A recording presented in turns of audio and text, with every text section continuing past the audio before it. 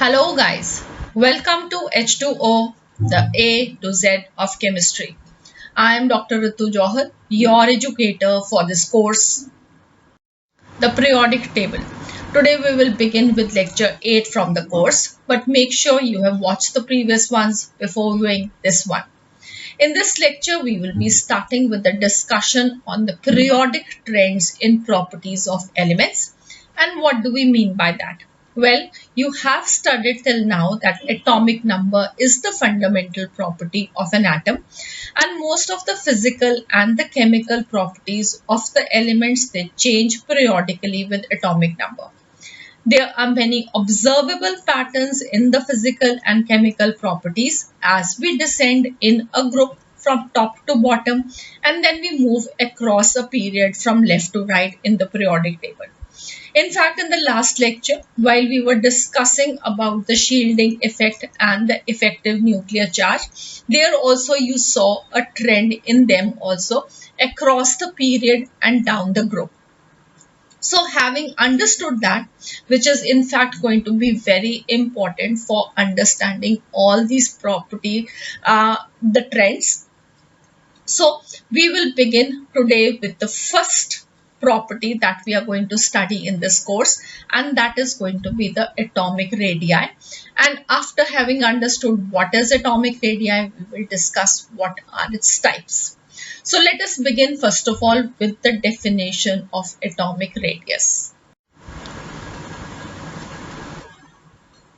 So atomic radius, it means it is the most probable distance from the center of the nucleus to the outermost shell having electrons. And in spite of the interatomic forces, that is both attractive and repulsive, attractive between the nucleus, the protons and the electrons, and the repulsive amongst the electrons themselves, the atoms, they pack at certain definite distances in the solids. But this is easier said than done. We have to calculate the atomic radius, but this is going to be very difficult. Why do you know? Well, the first reason is that it is impossible to isolate an atom. In fact, you would be thinking, what do we mean by that? Because we cannot take one atom, put it on the table and measure it just like a ball. It is actually very difficult to isolate a single atom. And then you all know about the uncertainty principle. The uncertainty principle gives us that we cannot know the exact location of the electron at any point of time, and hence there is no well-defined boundary of an atom. So if there is no well-defined boundary, how are we going to have an exact measurement? And then the third reason we have is for a difficult measurement is the presence of the neighboring atoms.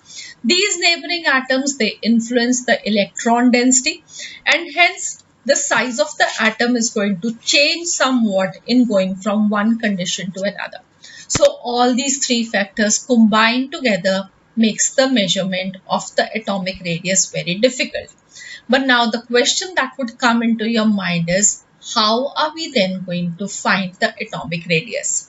Well, the atomic radius, we can have an approximate idea of that by calculating from the X-ray diffraction experiments. And what do we do in that?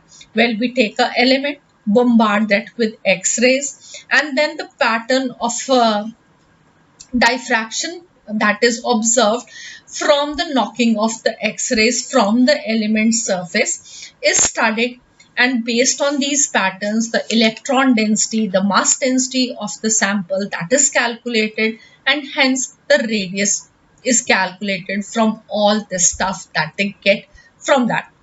But then we are not going to do the calculation of the atomic radii. That has been done for us by scientists. We just have to understand how are the values of the atomic radii calculated. So for that, you can understand that the atomic radius is going to be half of the internuclear distance between two atoms. Okay, because we cannot isolate a single atom. We are seeing it under the influence of various atoms, and we will take the internuclear distance between two atoms and divide that by 2 to get the atomic radius. And this atomic radius, because it is between two atoms, it is going to be dependent on the certain bonds which are present between these two atoms, and hence based on these type of bonds between the atoms we can have different types of atomic radii. So these different types are covalent radius, van der Waals radius, and the metallic radius, which we will be discussing one by one. Starting off first of all with covalent radius.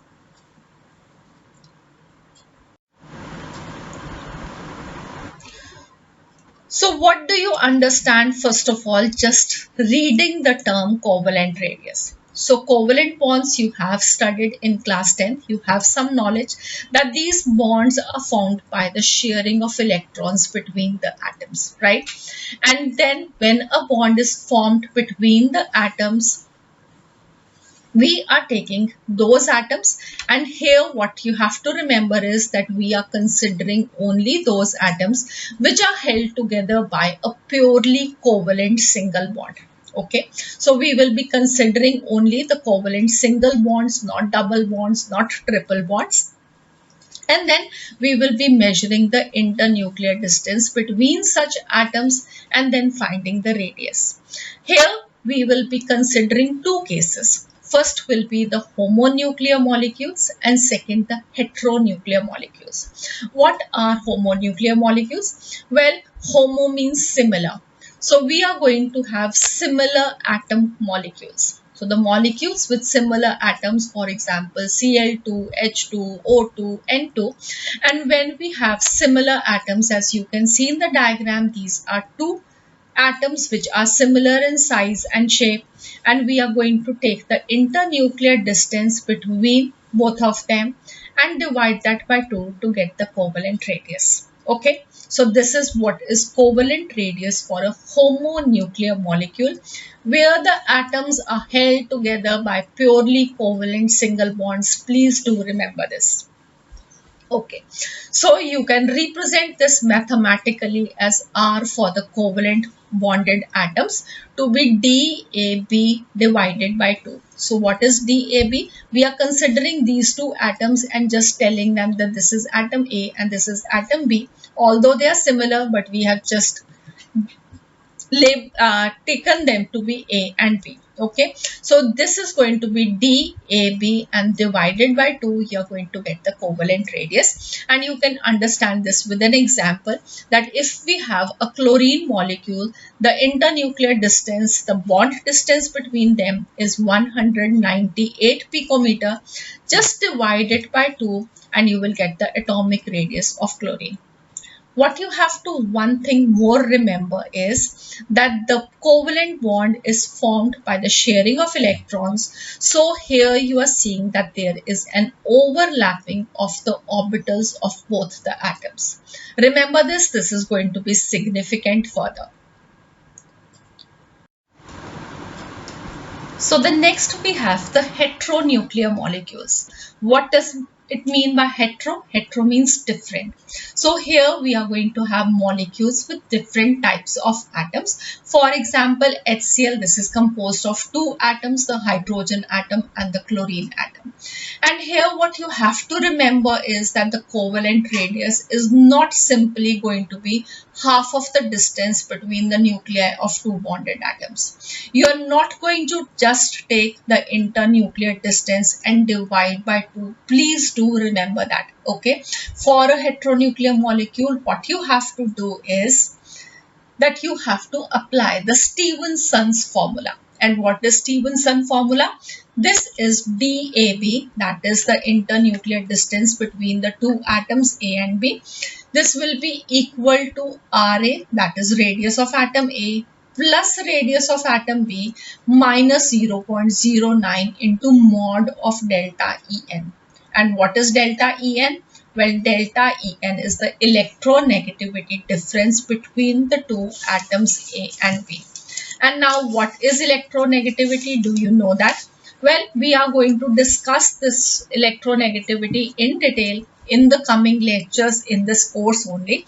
But for now, what you can understand is that electronegativity, this is going to be the capacity of that atom to attract the electron pair towards itself when it is bonded covalently to another atom. So more electronegative one atom is, it means that it is going to attract the electron pair towards itself. Okay, so when we have two different atoms, there is a electronegativity difference between both of them, and we are going to take this electronegativity difference. It comes as positive or negative, we have to take the mod of it. Okay, so this is going to be a positive value, and multiply this by 0.09 and subtract this from the radii of the two atoms. Fine. So why is this so? Is because this atom which more electronegative, that is going to attract the electron pair towards itself,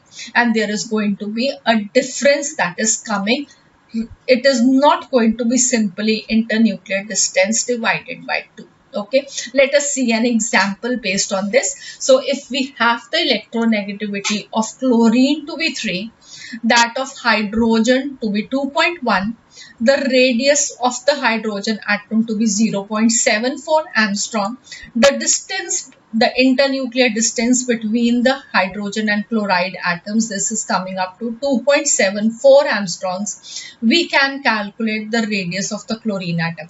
Just put the values in the formula and you will get the radius of the chlorine atom to be 2.04 angstrom. Okay, so otherwise if you would have done, taken this internuclear distance H of HCl and divide this by 2, this would be coming far less than actual the distance of chlorine. So I hope you can understand this. Okay.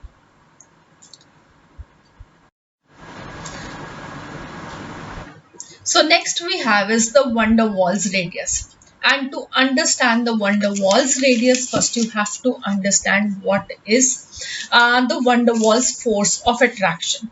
And let us understand this with an example. Okay, just listen to me. This example is that you are going to the market alone, or you may be going with friends, your brother, sister, your parents, anybody. And in either of the case, you may be looking here and there, right? When you're going to the market, you do that and feel a certain interest in the people around you. Similarly, we have the van der Waals force of attraction.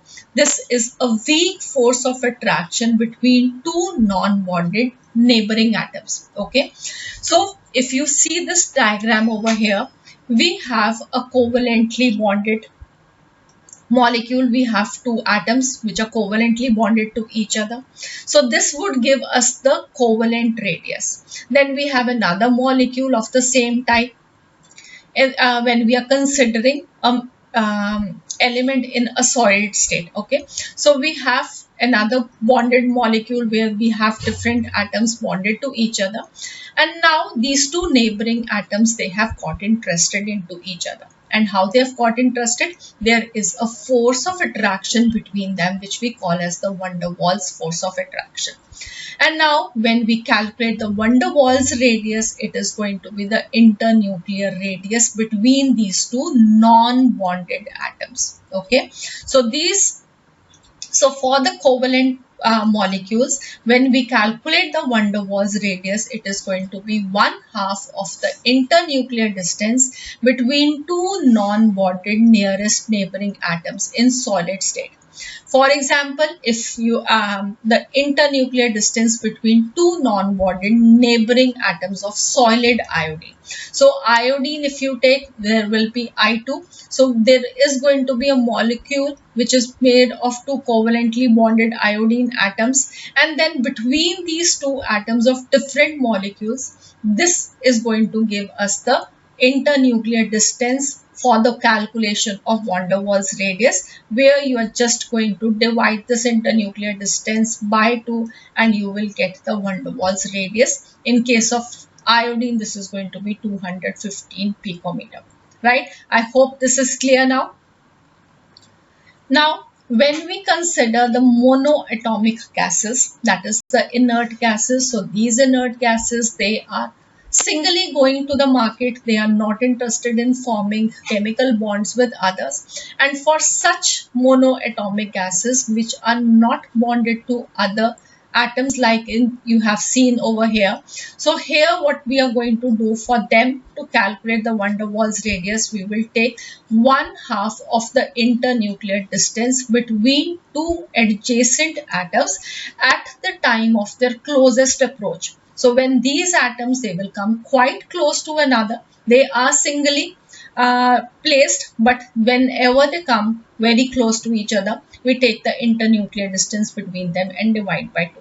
Okay, for the monoatomic gases, we are going to always have the van der Waals radius, right?